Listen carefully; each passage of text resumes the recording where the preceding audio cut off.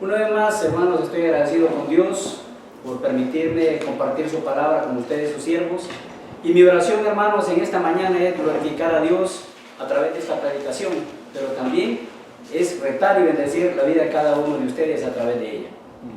Presento un breve repaso, hermanos, de lo que estudiamos acerca de los dos sermones anteriores.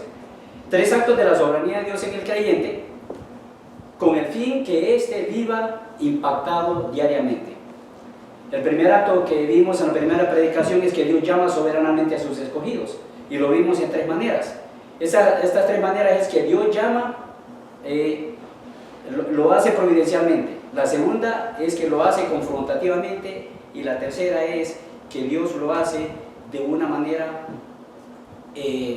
vamos a decir así, no solamente impresionante, sino que esta manera, hermanos, es la de llamarnos en un llamado. Se me olvidó el corte. Y el segundo acto, hermanos, es que Dios actúa soberanamente en la conversión de sus escogidos o de sus siervos. Esta manera, hermanos, de actuar soberanamente en la conversión de los siervos suyos es que Él lo hace cuando Él transforma nuestra relación con Él. La segunda es que Él, hermanos, también impulsa nuestra relación con los creyentes, pero que también Dios dirige nuestra relación con los incrédulos. En esta oportunidad voy a compartir con ustedes, hermanos, el tercero y último acto de esta serie de predicaciones, el cual es: Dios confirma soberanamente a sus escogidos. Dios confirma soberanamente a sus escogidos. Un influyente hombre de negocios llamó a sus 3 hijos que estaban siendo preparados para manejar sus empresas. Este hombre les comunicó que deseaba confirmar tanto la designación como también la preparación que cada uno de ellos había recibido. Les instruyó a trabajar juntos en 3 tareas que, a manera de un trípode, así como este que tenemos aquí, le darían equilibrio, prestigio y solidez a la empresa, confirmando el requerimiento que su padre estaba pidiendo a cada uno de ellos para manejar toda su riqueza. Y estas 3 tareas iban a ser las siguientes. La primera: ellos debían de tener un compañerismo y cooperación basado en los lazos familiares. La segunda: debían mantener un credo unánime y armonioso basado en la doctrina, principios y valores de su padre. Y la tercera es que debían procurar tener un crecimiento diligente de la empresa basado en oportunidades y también en la solidez que su padre les prodigaba. Ahora, faltar a uno de estos 3 valores como equipo podría poner en riesgo no solamente la confirmación que su padre esperaba de ellos, sino también de que el día que su padre faltara, poner en riesgo el éxito del negocio, de la empresa. Siervos del Señor, nuestro Dios confirmó soberanamente el llamado y la conversión de Pablo y de todos aquellos que estaban en Jerusalén con él. Ellos mostraron a través de su llamado y de su conversión un modelo de compañerismo, de confesión y de crecimiento, confirmando la obra de Dios, la cual, hermanos, debía de impactar no solamente al pueblo judío, sino también a todos los gentiles que estaban a su alrededor.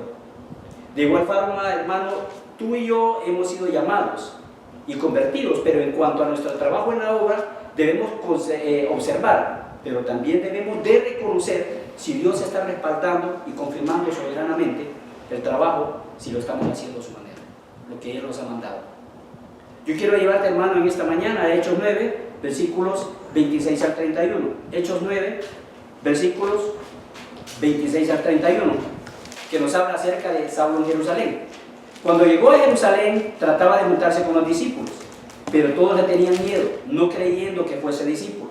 Entonces Bernabé, tomándole, lo trajo a los apóstoles y les contó cómo Saulo había visto en el camino al Señor, el cual le había hablado, y cómo en Damasco había hablado valerosamente en el nombre de Jesús. Y estaba con ellos en Jerusalén, y entraba y salía, y hablaba denodadamente en el nombre del Señor, y disputaba con los griegos, pero estos procuraban matarle. Cuando supieron esto, los hermanos le llevaron hasta Cesarea y le enviaron a Tarso. Entonces, las iglesias tenían paz por toda Judea, Galilea y Samaria, y eran edificadas, andando en el temor del Señor, y se acrecentaban fortalecidas por el Espíritu Santo. En esta sección, hermanos, presento el retorno de Pablo a Jerusalén. ciudad que había dejado en calidad de implacable perseguidor de los cristianos, pero también como un enviado especial del sumo sacerdote. Ahora él sabe que como convertido, hermanos, a la fe cristiana, este apóstol a los gentiles, elegido por Cristo mismo, él debe unirse a la iglesia y a los apóstoles, demostrando, hermanos, continuamente el llamado, la conversión, pero también una confirmación soberana de Dios. Y en esta oportunidad, hermanos, vamos a ver entonces el último acto de la soberanía de Dios en el creyente, con el fin que éste viva impactado diariamente. El tercer acto de la soberanía de Dios en el creyente, con el fin que éste viva impactado diariamente. Y esto, hermanos, lo vemos contenido en los versículos 26 al 31, como ya lo leímos. Y esta confirmación soberana de Dios en sus escogidos la vemos claramente en tres actividades, así como vemos ese trípode. Tres actividades de la iglesia en Jerusalén, donde Dios confirma soberanamente a sus escogidos. La primera de ellas es, hermanos, que debemos promover un compañerismo inclusivo. Debemos promover un compañerismo inclusivo. Esto está en los versículos 26 y 27. Cuando yo hablo, hermano, de inclusivo, estamos hablando de incluir a las personas dentro de nuestro grupo. Esta inclusión debe de ser integral, porque debe de ver todas las áreas de la persona. También debe de ver todas nuestras áreas de relación con los hermanos, así como con Dios. Y hermano, tú y yo no somos islas solitarias en la obra de Dios. ¿Por qué digo esto? Porque nosotros somos parte del cuerpo, somos la familia de Dios, estamos en un solo grupo unidos, somos su rebaño. Y tenemos tanto responsabilidades como también tenemos necesidades en la unidad del cuerpo y debemos de estar prestos para cumplir con ellas. ¿A qué necesidades me refiero? Veamos el texto. Cuando llegó a Jerusalén, versículo 26, cuando llegó a Jerusalén trataba de juntarse con los discípulos, pero todos le tenían miedo, no creyendo que fuese discípulo. Saulo llega a Jerusalén. Ahora, Lucas, hermanos, minimiza el estado emocional o psicológico que Pablo puede tener en ese momento. Me gustaría que usted se pusiera en el lugar de Pablo, regresando a Jerusalén. Ahora, este hombre, como lo que fue antes, un fariseo, tendría que enfrentar a sus antiguos colegas, maestros y superiores. Pero, hermanos, es imposible evitar pensar en ellos a la hora de tener que dar un testimonio en frente de ellos. ¿Sabe por qué? Porque ellos lo van a tratar como un traidor y algunos, hermanos, no van a vacilar en intentar matarlo, así como lo dice el versículo 29. Ahora, él dice que trata de juntarse con los discípulos. Eso de que trató es que trataba continuamente, era una actividad que estaba haciendo continuamente en esos 15 días que él estuvo ahí. Como cristiano, Pablo, hermanos, tendrá que reunirse con los miembros de la iglesia de Jerusalén para dos cosas, para adorar y para orar.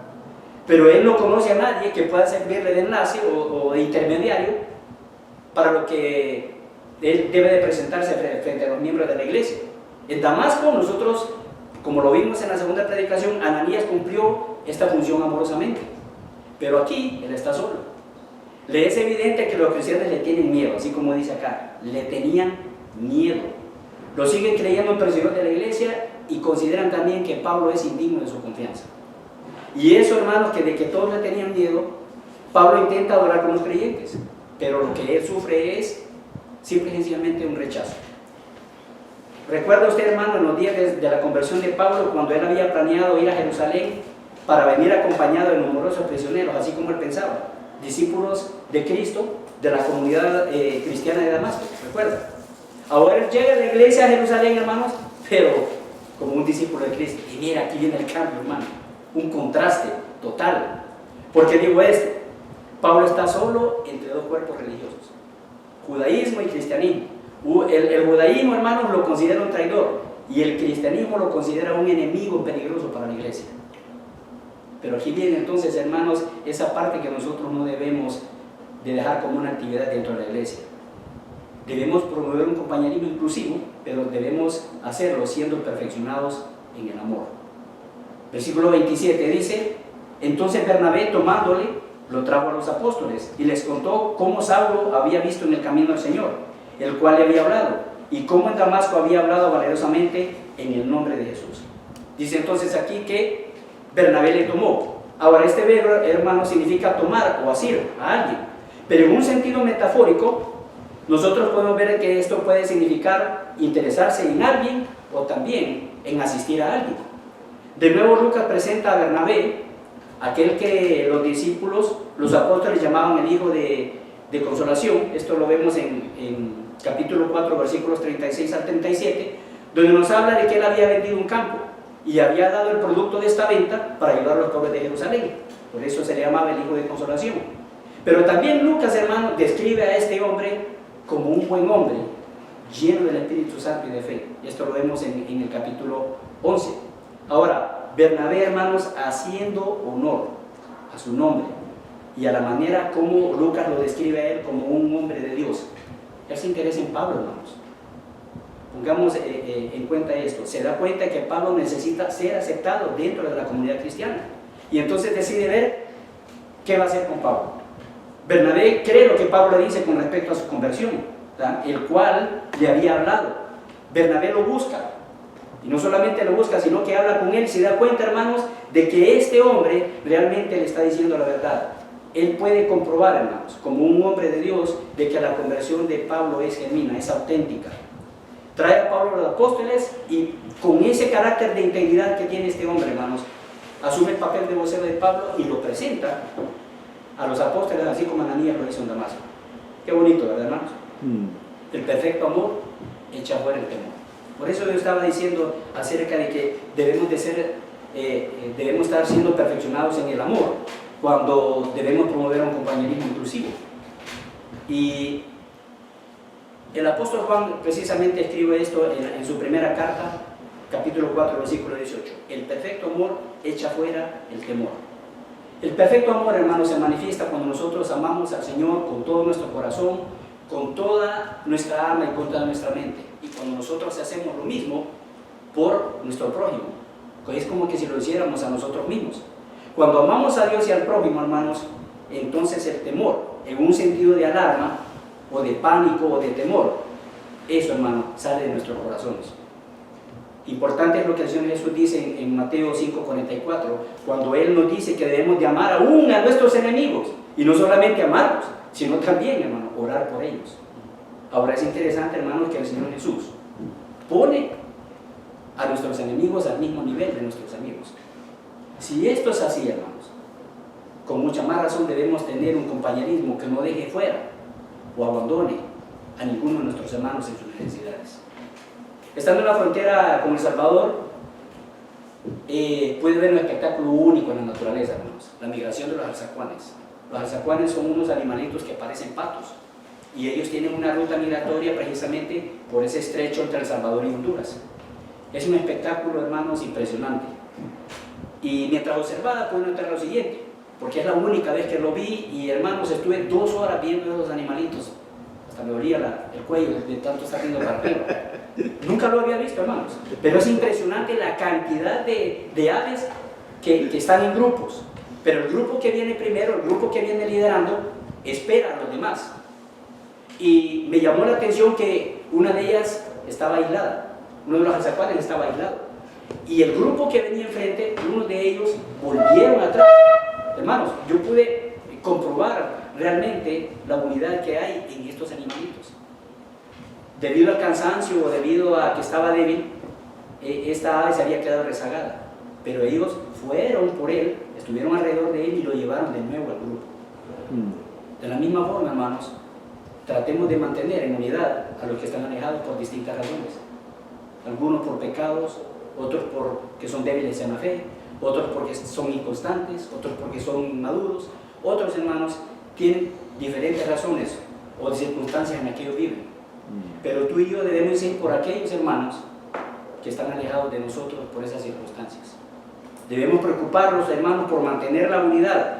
Debemos preocuparnos por mantener el compañerismo cristiano, solícitos en mantener la unidad y alejar de nosotros, hermanos, cualquier pretexto, cualquier prejuicio o cualquier actitud negativa que nosotros podamos tener para con nuestros hermanos. Recuerden, la gente nos está viendo. Y esta actividad, hermanos, precisamente tiene que ver con que hagamos las cosas como Dios lo quiere que lo hagamos. No es a nuestra manera, hermanos. La grey no es nuestra, es de Dios. Y por eso, hermanos, el apóstol Pablo dice en Efesios 4:1, yo pues preso en el Señor, os ruego que andéis como es digno de la vocación con que fuisteis llamados. Y él dice, con toda humildad y mansedumbre, como también dice, soportándoos con paciencia los unos a los otros. Y miren, ¿en qué? En amor, en el vínculo del amor, solícitos en guardar la unidad del espíritu, en el vínculo de la paz. Esta actividad, hermanos, del compañerismo inclusive debe confirmar la obra de Dios en nuestros ministerios, en cada uno de ellos.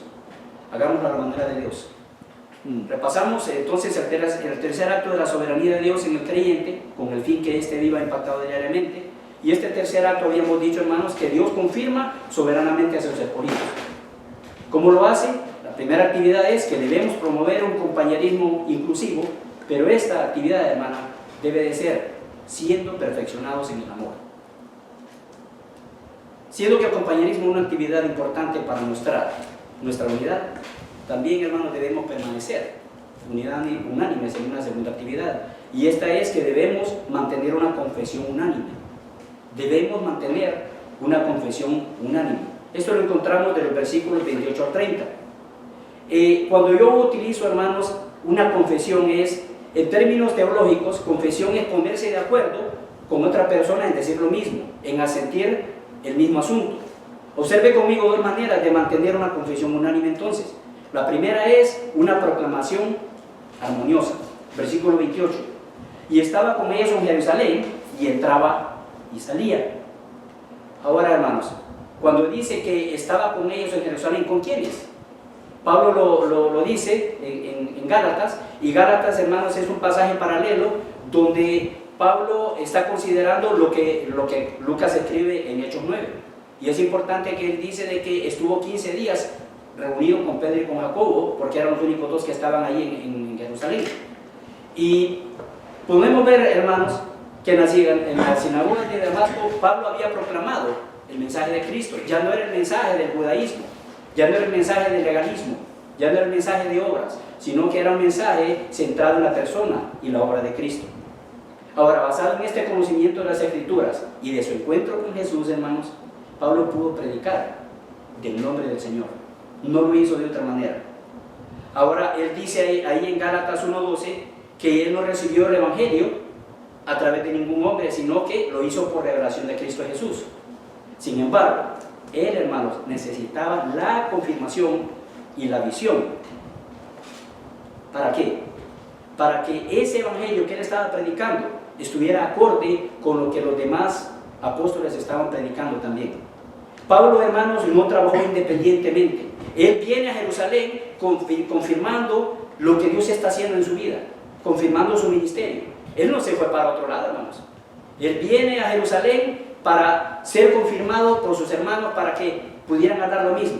Ahora, cuando dice que él estaba con ellos, no precisamente era que estaba discutiendo acerca del estado del tiempo, o de cómo estaban los partidos de la Champions en el grupo de la Champions en ese tiempo tampoco, ¿verdad? Pablo estaba hablando, hermanos, acerca del Señor Jesús, y él está poniéndose de acuerdo con ellos, estaba con ellos, pero dice que entraba y salía. Esto nos da a entender, hermanos, que ese entrar y salir de Pablo era que él se movía libremente en ese momento. Se movía libremente. Él estaba aprovechando, hermanos, cada oportunidad, con cada persona que él estaba aprovechando el momento. Ahora, Pablo, buscando una confirmación y una visión de Dios de predicar el Evangelio, no de una forma independiente de otro, sino en armonía con el fundamento de los apóstoles, es precisamente lo que él nos dice en Efesios 20.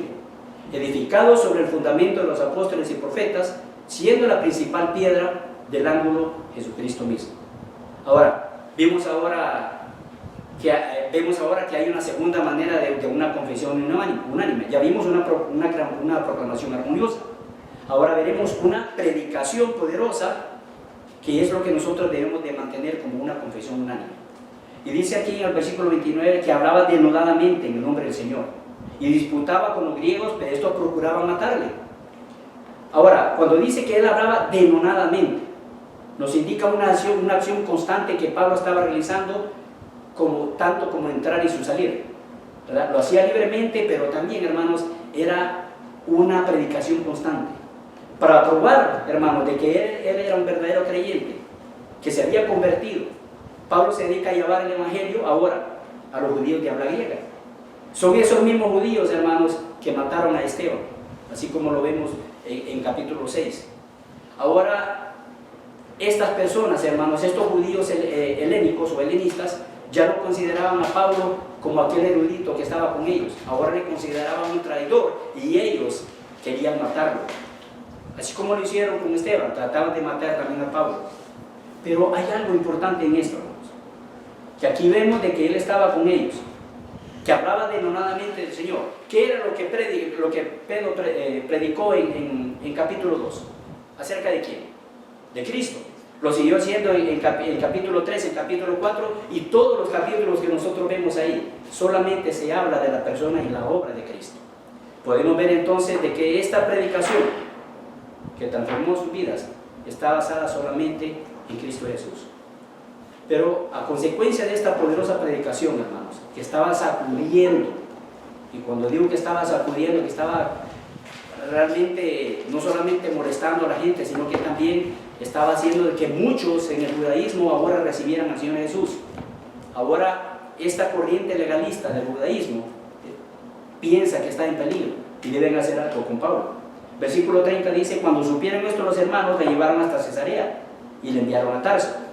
Y es importante el versículo 30, porque nosotros podemos ver, hermanos, que hay un paralelo que es notable en la experiencia de Pablo, siempre en el capítulo 9.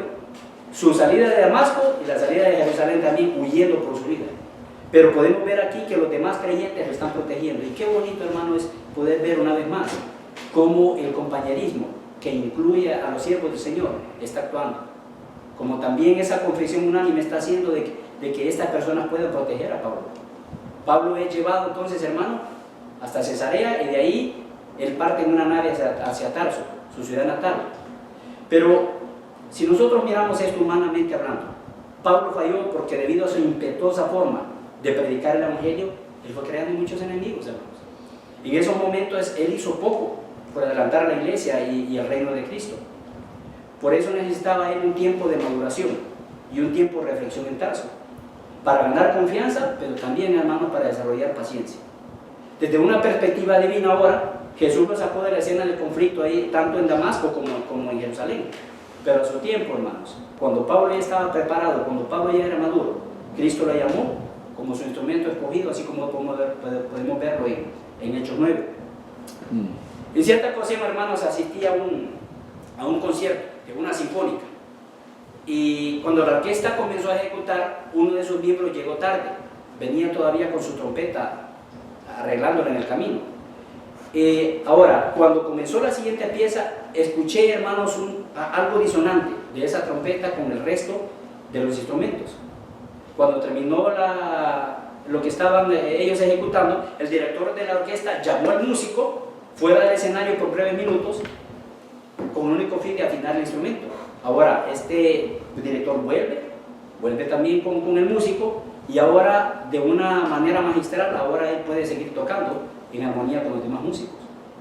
De la misma forma, hermanos, la iglesia del Señor debe mantener la armonía en la enseñanza y en la doctrina basada en la persona y la obra de Cristo. Las estrategias, hermanos, y las filosofías de la iglesia contemporánea son una vergüenza para el Evangelio, hermanos. Y estas cosas, hermanos, están en total desacuerdo con las Escrituras. Y se está predicando un evangelio diferente, hermanos. No hay armonía, no hay unanimidad en cuanto a lo que se dice acerca de Jesús. Ya ni siquiera en algunos púlpitos se menciona la persona de Jesús. Y tú y yo, hermanos, debemos de predicar este evangelio, y como dice Judas, contender ardientemente por él.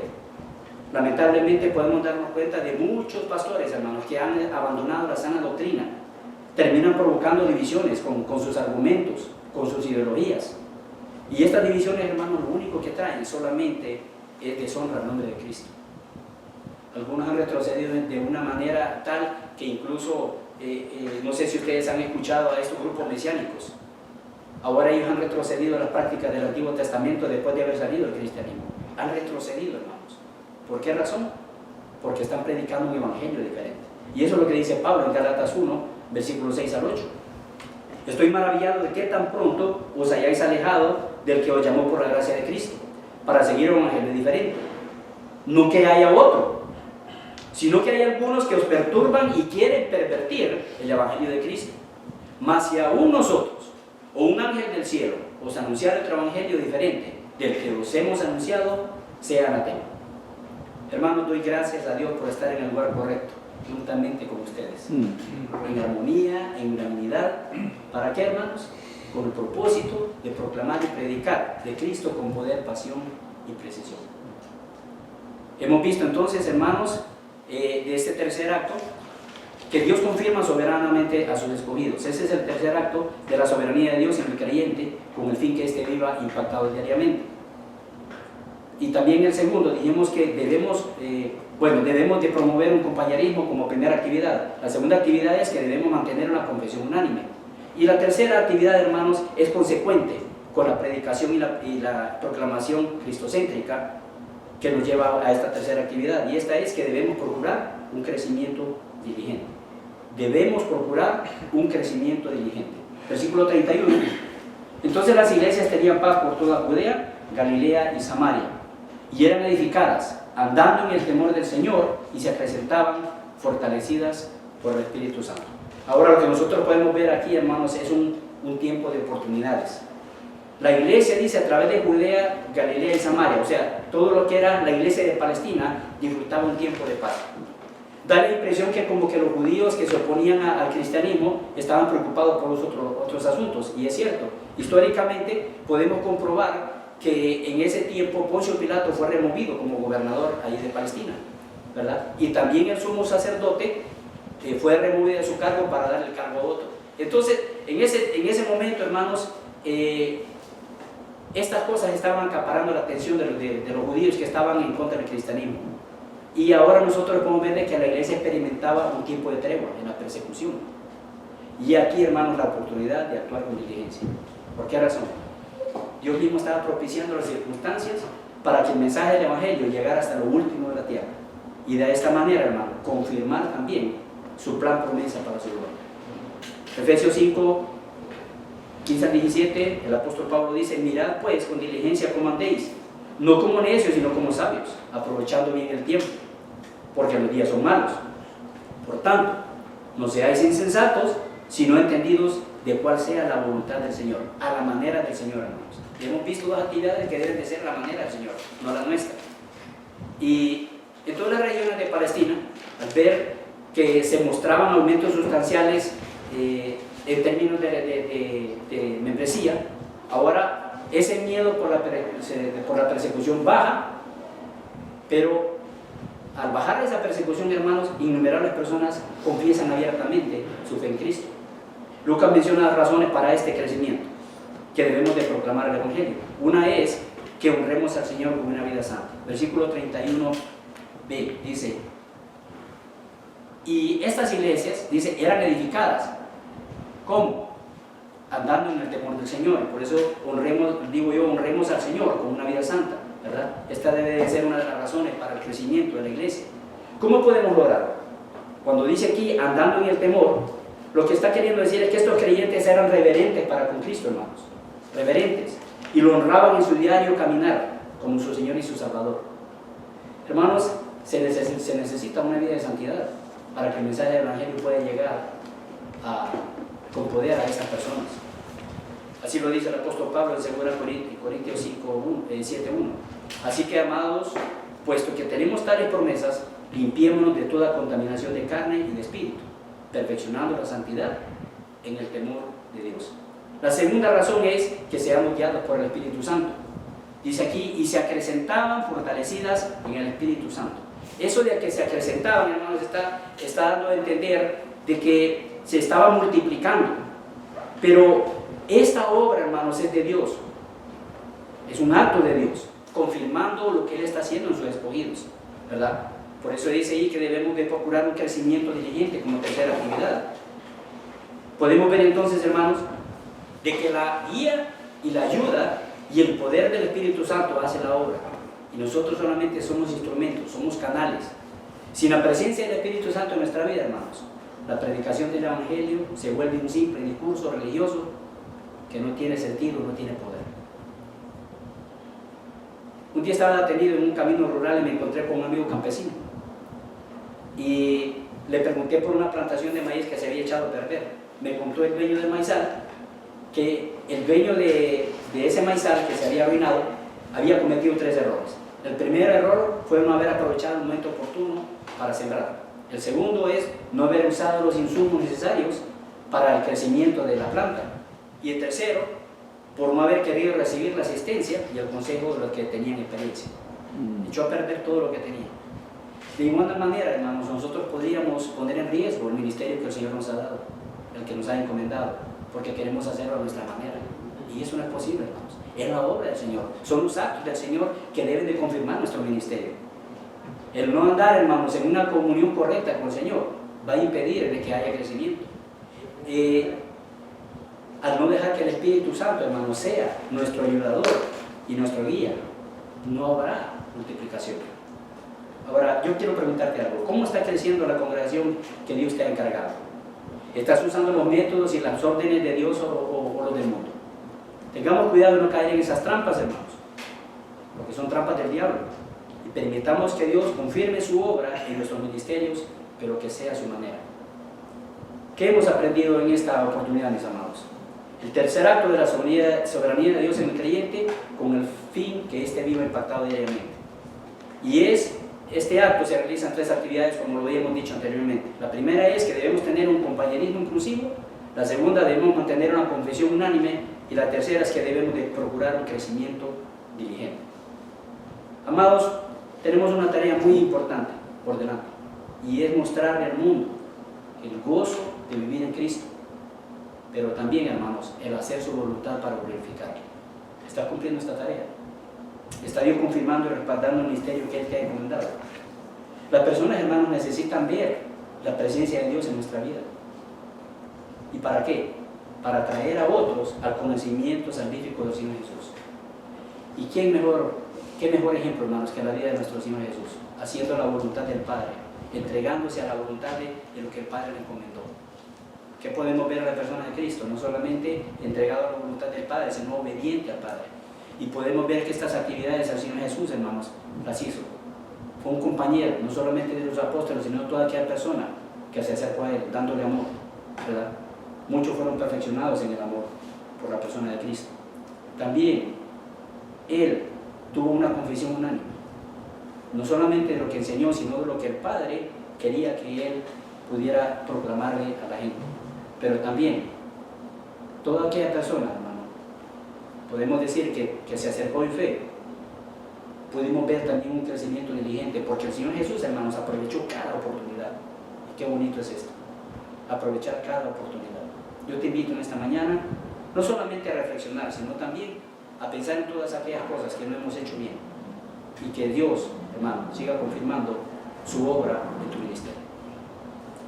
Dios le bendiga. Amén.